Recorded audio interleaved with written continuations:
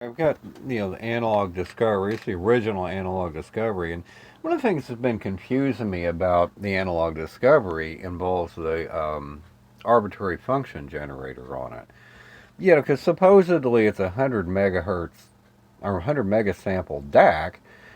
And as best I could determine, that, suggested, that it's a 100 megasample per channel. So, but all the waveforms are kind of limited to like a 25 kilohertz or waveform. So its maximum sampling rate's 100 megahertz, right? But if that's the case, why am I limited to 25 megahertz as the maximum frequency? So you don't go any higher than that, and it's really been puzzling. But yeah, and all kinds of combinations of stuff that I've tried doing, I couldn't get it to generate more than a 25 megahertz sample with arbitrary generator. I mean, I understand you won't let you do that, with just regular basic waveforms like sine waves and stuff like that. But I was like, I wonder if I could trick this thing to generate a higher frequency, because if this really is a 100 megasample DAC, okay, 25 megahertz, or 25 megasample, or 25 megahertz output, would be 4 samples, you know, um, you know, for your sampling rate. In other words, 100 megasamples per second divided by 4 is 25 megasamples, right? Okay.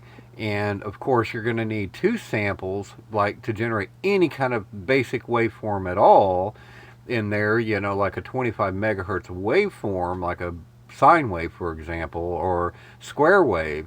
You'd need at least 2 samples, one low and one high, right? So that means the sampling rate is implied to be 50 megasample.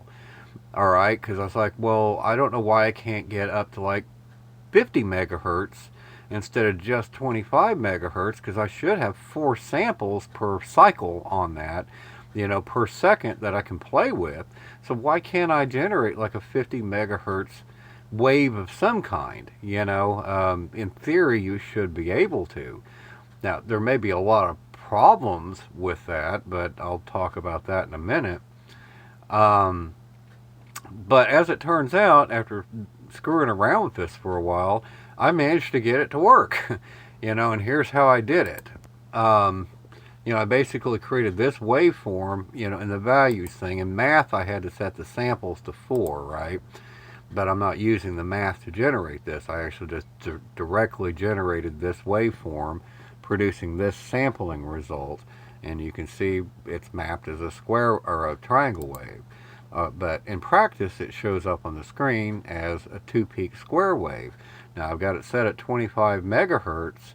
Okay, in the past, me trying to do experiments with other arbitrary waves, I would get no more than 25 megahertz out of the damn thing. But here, with this, guess what?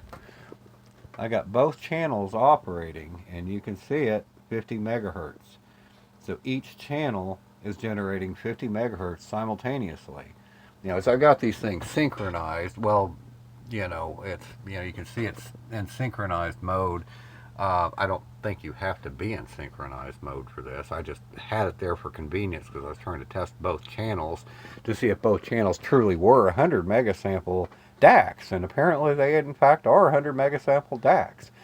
They just don't let you use it. They should let you use it. Even though the signal will probably be jittery as hell if I put it at any other frequency. In fact, let's try that for a second. Let me go down to 24 megahertz on this, and we'll see what it does. Here, I'll hit 4 and then I'll click out of it, and you'll see what happens on the scope. I haven't tried this before, but I'll bet it'll be interesting. Yep.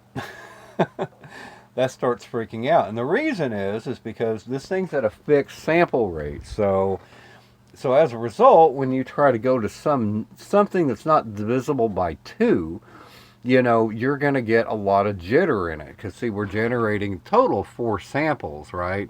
Because I set it to 4. And you can see, we're down to 40-something megahertz. But it's, kind of spazzing out. So, I mean, like I said, but that's because, we're actually at the maximum possible sample rate of the thing. And since the sample rate itself is not directly adjustable, see, it seems like it's trying to, but I'm not sure what this number means. I don't know if they're calculating this themselves or what, but I don't think you can directly adjust the clock, because my understanding about the analog discovery is that this thing's at a fixed clock rate of 100 megahertz no matter what, and you can't actually change the clock itself. So because of that, you really are stuck with something, that's a multiple. Now, if I had this analog to digital converter in here and I made my own device, I would have a variable clock on it. So you could just put a signal in there and change its signal rate, perhaps smoothly, at least, based on your clock settings. It depends on how you generated that clock. But like, if you had some kind of an analog potentiometer controlling the clock, I could actually really smoothly sweep over it, change it over any frequency I want. But because it's all digital, you get these digital limitations on what you can do. So, and you actually run into that, at sub 25 megahertz frequencies a little bit, depending on what you're trying to do.